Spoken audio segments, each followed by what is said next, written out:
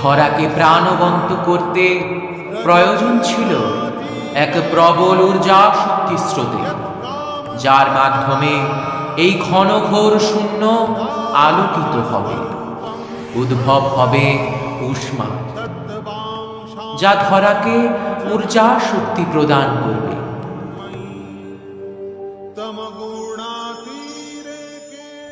ধরিত্রীকে উষ্ণতা ও প্রকাশ প্রদান হেতু দেবী কালিকা ধারণ করলেন তার দ্বিতীয় মহাবিদ্যা স্বরূপ দেবী তারা।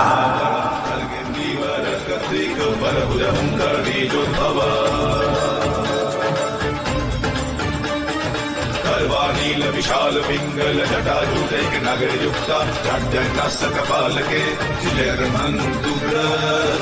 स्वयं